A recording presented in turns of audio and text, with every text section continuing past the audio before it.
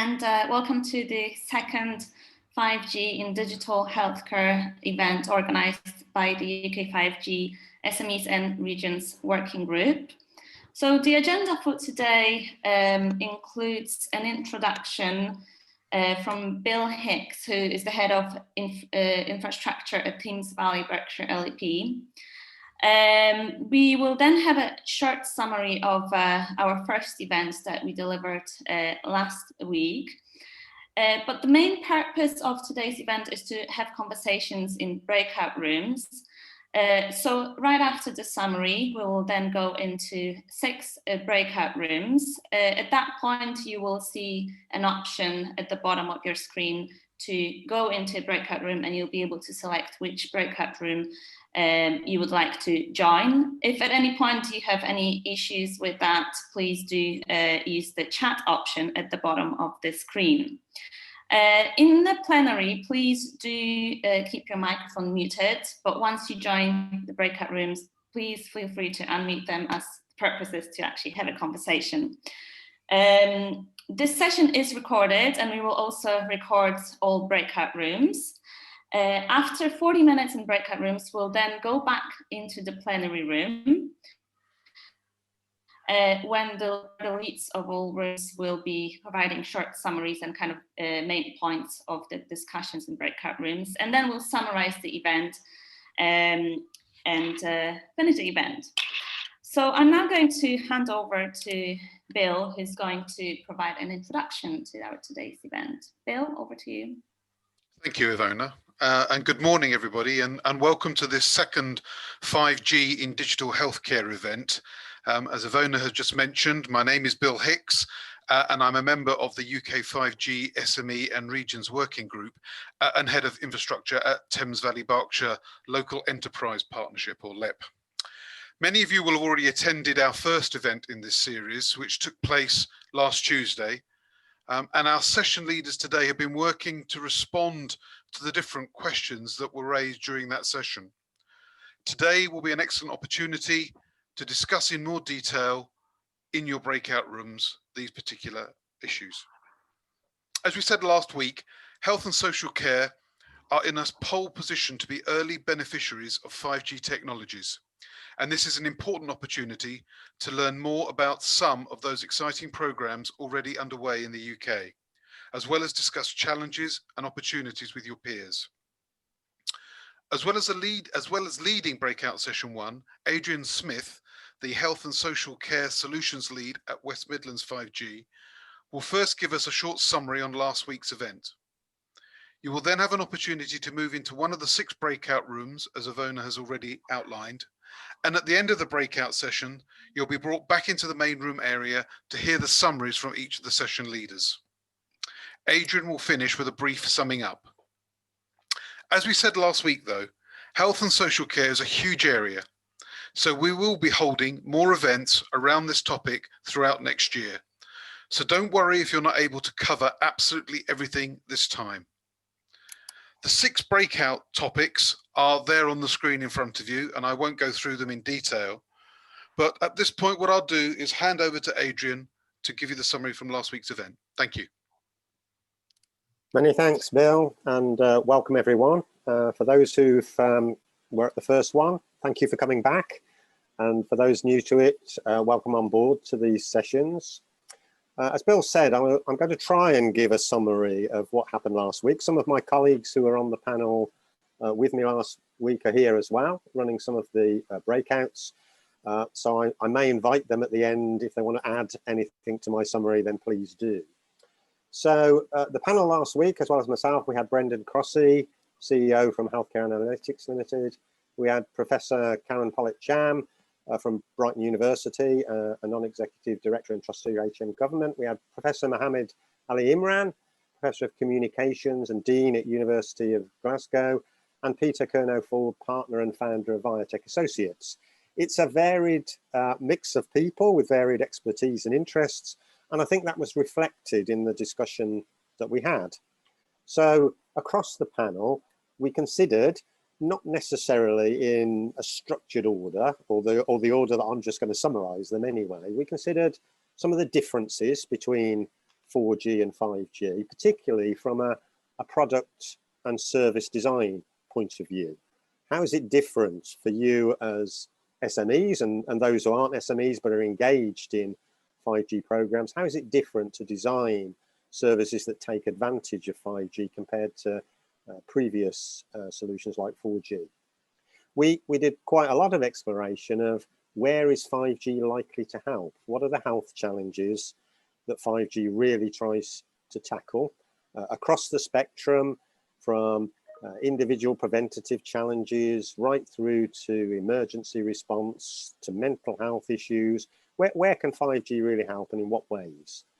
And what are the associated technologies that need to sit alongside 5G? Because it's not just 5G on its own, it's about AI, it's about data analytics, it's about population health management. How do these things fit together? So we started to explore some of those areas. In particular, and I hope relevant for those of you who are going to join the workshops shortly, what are the opportunities for SMEs that come out of that?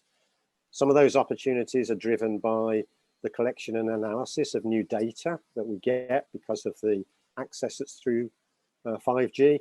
Some of them come through innovative interventions that we create because of the capabilities of 5G, and we explored some of those as well. And then I think we turned to how do you actually get started? If you're an SME new to it, how do you get into the area? Where do you go first? And there was a look at the clinical expertise that you need to get alongside if you're an SME, if you want to really get into the market, or if you're a clinician trying to use 5G connectivity, how do you access the tech specialists to give you the feel and the access to the technologies and approaches? And then, as well as looking at the benefits, we had a look at the risks around utilizing 5G, because it's not straightforward, and there are some complexities about how you utilize 5G to make sure it's beneficial and you avoid some of the pitfalls. So I think there are some of the areas that we covered, and we also got a myriad of questions from the audience, which I think we were only able to answer a small percentage of those during the session, but they covered a whole range of themes, which again, I hope will come up in some of the sessions today. So one of the themes was the fact that 5G seems to be focused mainly on the physical aspect of healthcare. And so there were a whole raft of questions about what about mental health? Where does 5G fit in mental health challenges, and how do we use 5G in mental health? And related to that, we had questions about immersive technologies. Are they really taking off, and where are they being used? And in fact, mental health is one of the areas where VR and augmented reality solutions enabled by 5G are going to be big players, and we had some discussion around that. There was also a debate about whether if we push things like remote consultation through 5G, is that always beneficial, or might we get to the point where it becomes tedious and ineffective for the clinician? If everything is being done remotely, do we see a peak in what happens when we add remote consultation in, and then it disappears and becomes less effective over time as people become weary of it?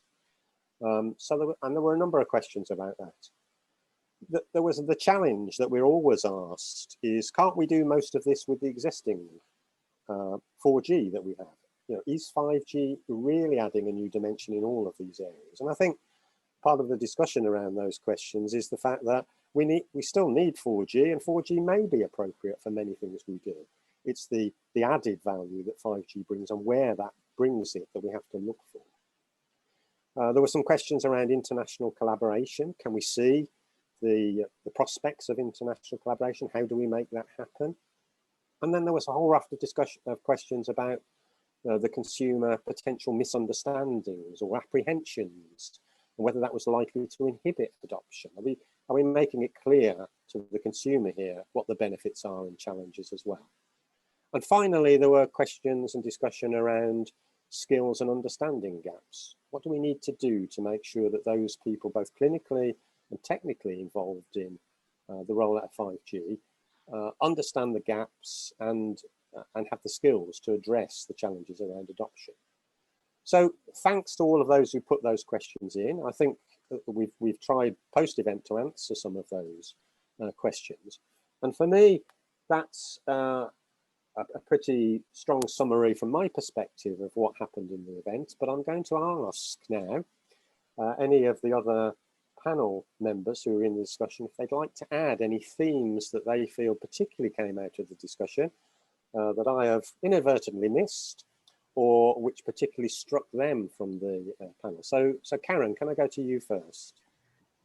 Actually, Adrian, I thought that was a fantastic summary, and I've taken copious notes. I thought it was very comprehensive and helpful, so no, I've nothing to add. Thank you. Okay, that's very kind of you, Karen. Peter. Adrian, yeah, thank you. No, I just sort of reflect what Karen was saying there. I think one of the things for me, and I sort of see this quite a lot, is the move to help the patient become a customer and become the self-service patient. In other words, taking control of their own healthcare, being able to access their data where and wherever it has been generated. So that be primary care, secondary care, specialist care that they might actually have to go through on an elective basis. So I think there's an opportunity there for 5G, both from a consumer aspect, in other words, the patient, but from the hospital aspect and the specialist aspects, to bring and join things together to actually help the patient better take control of their own healthcare and actually manage it and glue it all together. And yeah, I concur with you in terms of yeah, clinicians and GPs are not going to spend 8 hours a day, 5 days a week on Zoom talking to patients. That's never going to happen. We'll just have men in white coats taking them away somewhere. But yeah, thank you. Yeah, okay, thank you. And Mohammed?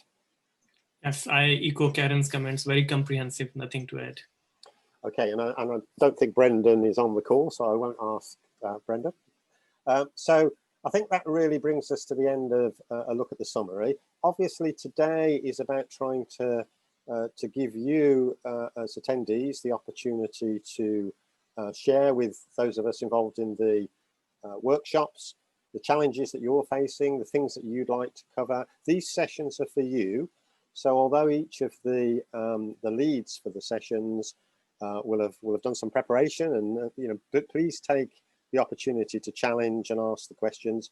And I think it's already been said, you can move between the groups, but I'll hand back to Ivona now, if that's okay, just to talk us through how this now actually works. Yes, thank you, Adrian. Thank you, Adrian. Thank you, Bill. Thank you, everyone, for this excellent introduction and summary. So we are now going to move into the breakout rooms. So we have 6 breakout rooms.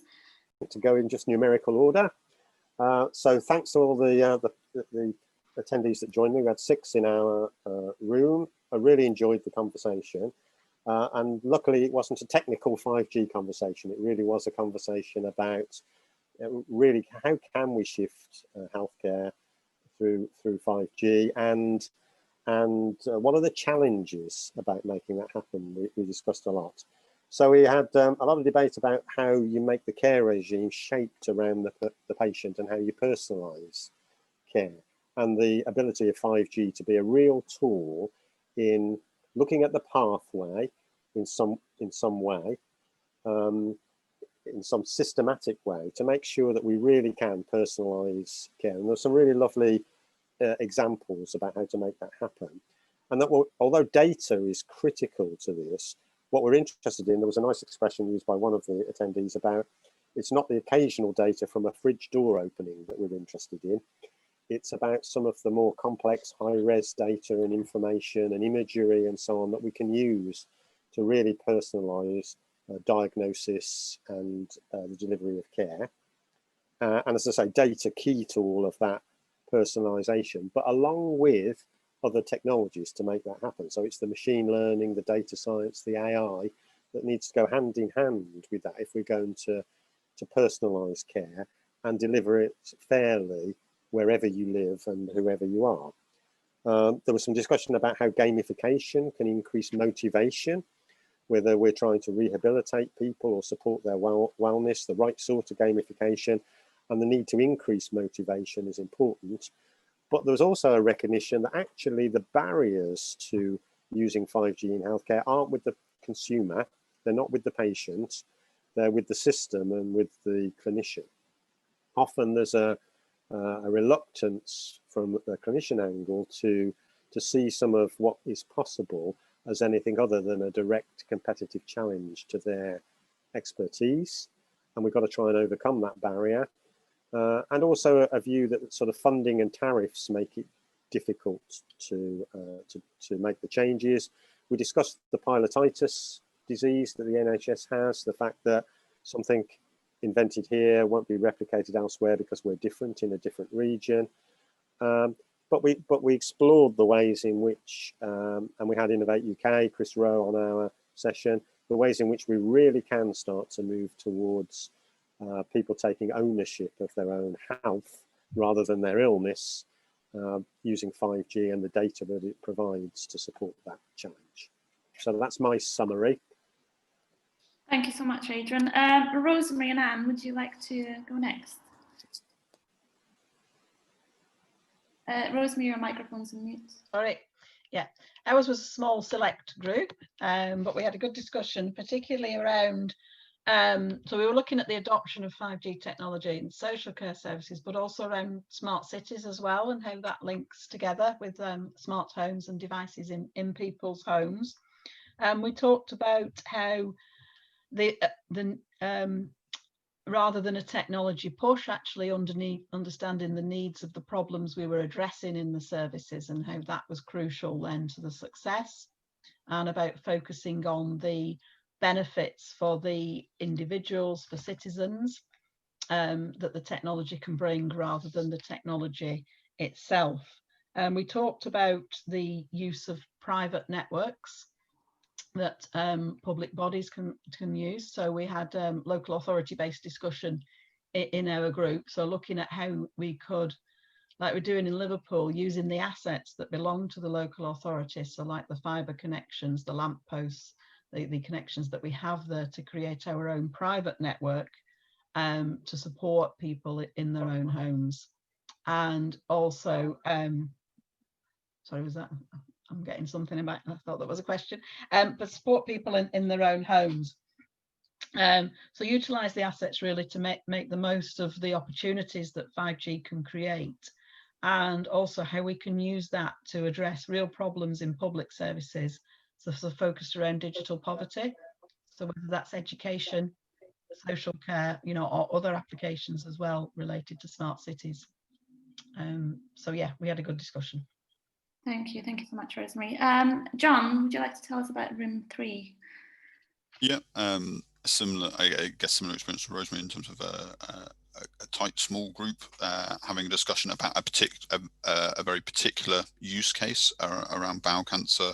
But actually, what was really interesting was it brought in a lot of the aspects that we've heard Adrian and Rosemary describe in terms of, well, how does 5G play a part here? What are the options for different bits of telecommunications deployments to bring to bear? And we talked a lot also about how do you make sure it's not just one use case and one telecommunications deployment, but actually multiple use cases over a consistent deployment. And for us as a Catapult, we talked about the advantages of bringing people along that journey. So not just looking at one supplier, but looking at a range of different suppliers at all different scales. So,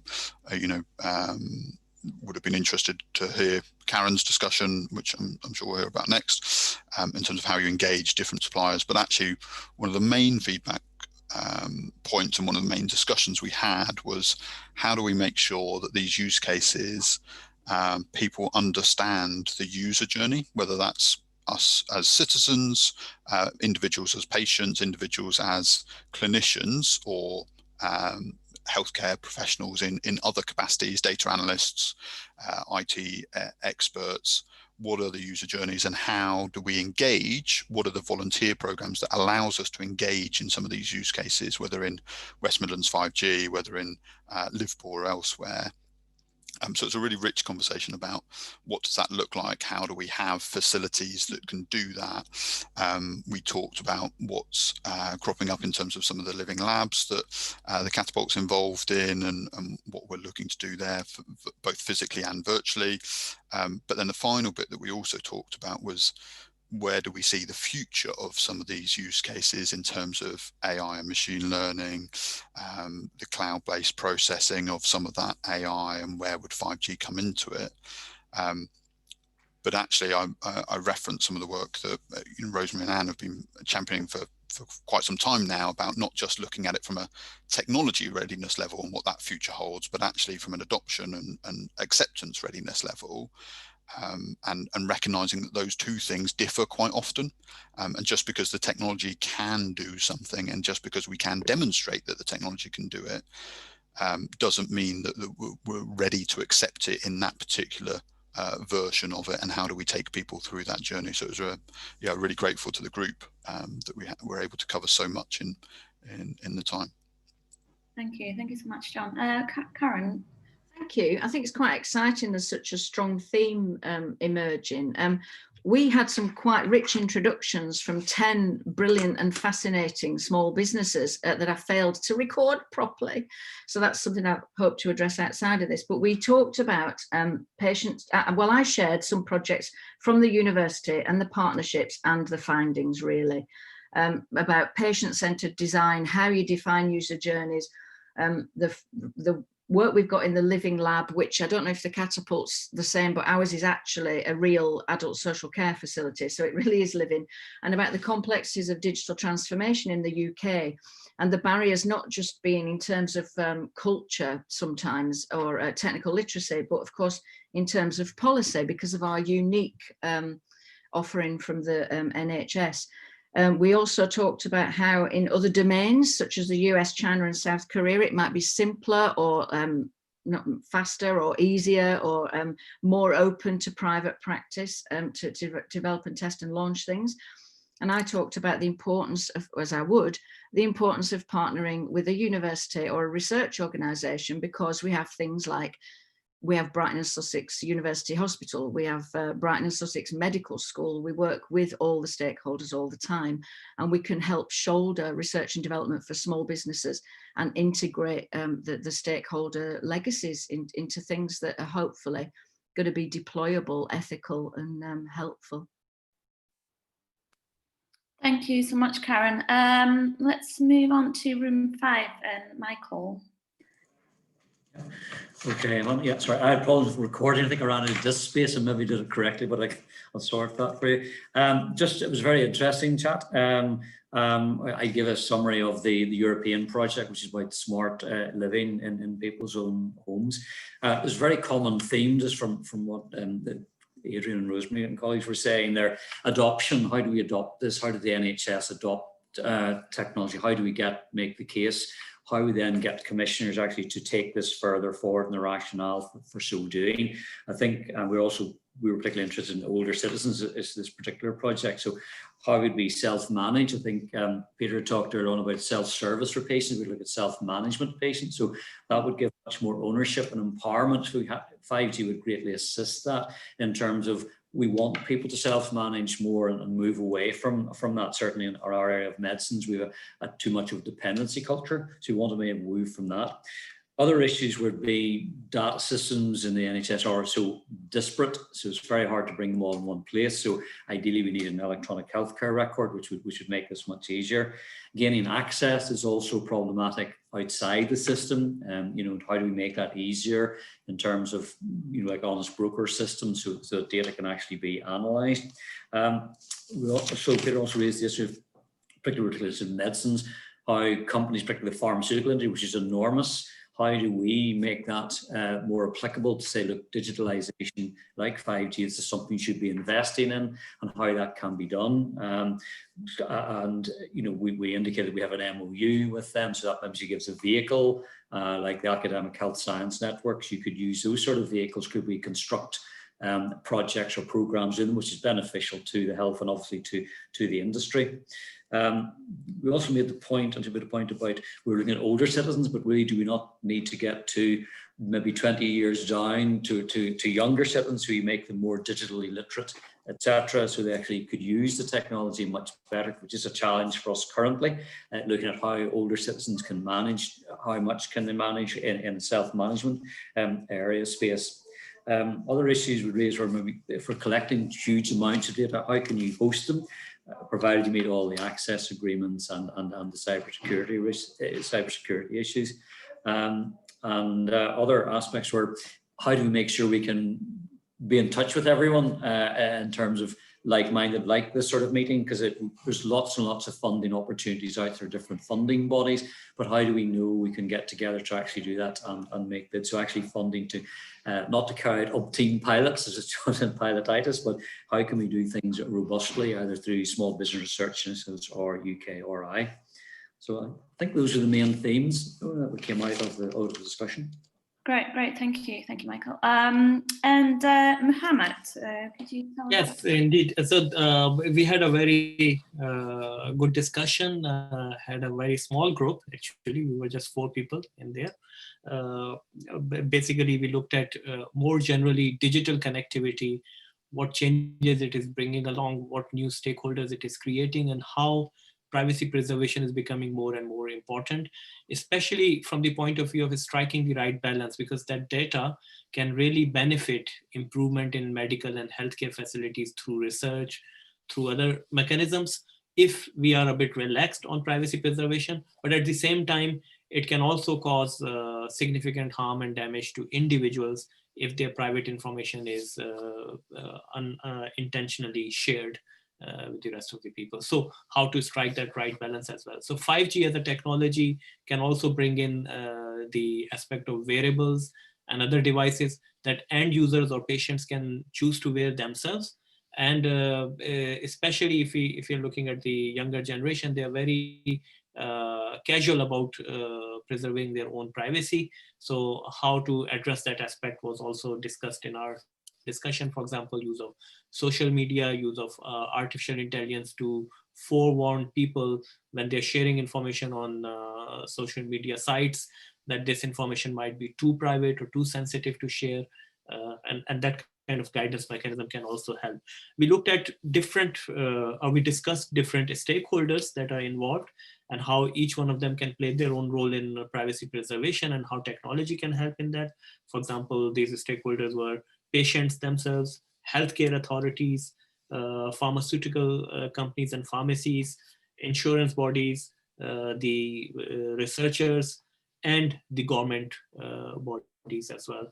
So each one of them have different stake, different interest, and the level of information that they need is different as well. So you can have a patient record, which is kept between the patient and the GP only, but then some of the statistical information can then trickle through and can be shared at other different levels. We also very briefly discussed the role of certain specific technological interventions which can improve the privacy preservation. For example, the beep trace mechanism, use of blockchain, or use of commutative encryption. But the group wasn't very technology or technique oriented. Rather, we were discussing more on a top level the importance of privacy preservation and the need for striking the right balance between two contrasting objectives when we do privacy preservation. That would be the summary from the breakout. Thank you so much. A lot of interesting conversation in all the rooms. I'm sure all our leads would be happy to continue the conversations at site. So we will be sending summaries of today's event to our delegates after the event. I'm now going to hand over to Adrian, who's going to summarize today's event. Yes. Adrian? Yes, a meta summary, a summary of summaries.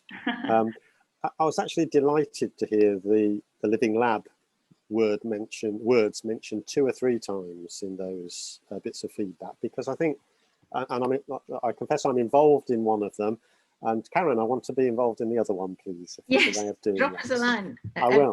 Anyone, please drop us a line about any of it. Be delighted. Yeah. Because I think the concepts around a living lab, and as the European Network of Living Labs tries to formalise a little bit more about what Living Labs are trying to achieve, is fundamental in summarising some of the things that we've covered there.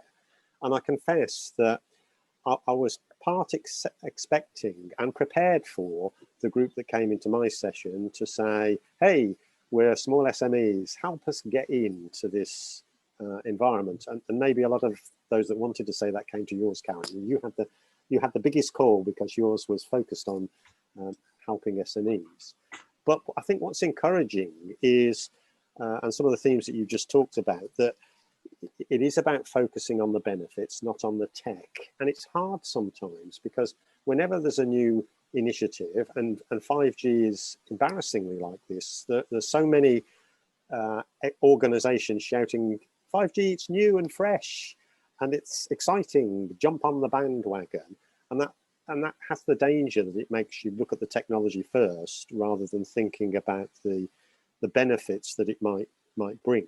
And so great to hear adoption talked about so much, and adoption readiness. So John mentioned the adoption readiness level. And I think, you know, how we support people to be enthused and motivated to adopt the things that we can do with 5G is a critical part of this. And so user journeys that were mentioned repeatedly are a critical part of that, as long as we remember that there are several groups of users here. And the NHS often, when you talk about user journeys, goes straight to the patient and forgets, first of all, the citizen before the patient, and not necessarily forgets, but doesn't give the balanced emphasis, and the clinician as well. So the clinician as a user here is a critical part, particularly in an organisation that for years has said, we want to be clinically led.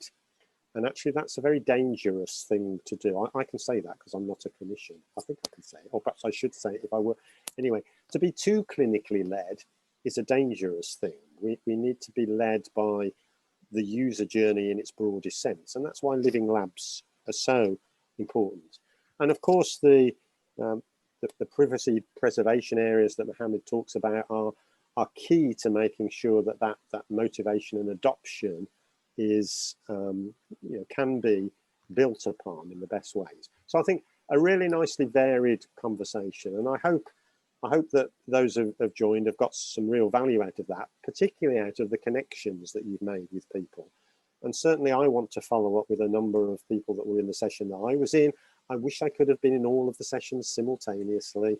So maybe we have to run this again 6 times, Ivona, so that we can swap around the sessions that we're in. And I think, in all seriousness, if there's the enthusiasm for it, I know that we're more than happy to do similar things in the future, and to make sure that we keep driving this enthusiasm forward and make the changes in patient and consumer care that we all want to make. That's me finished. That's great. Thank you, Adrian. Thank you to all our speakers today. I would like to encourage everyone to join UK 5G. There's lots of information on various topics, articles, blogs, and you can also contact other members directly. Please follow us on Twitter and LinkedIn. And yes, we will be in touch with you again with the follow-up email. In the meantime, if you have any questions, do reach out to us as well. There's a question on the... Yes, sorry. So the question on the chat just come up about where the recordings from the breakout rooms will be. Yes, the intention is to share it in the follow-up email. So we will review those recordings and share them. Thank you so much. And see you again soon. Thank you.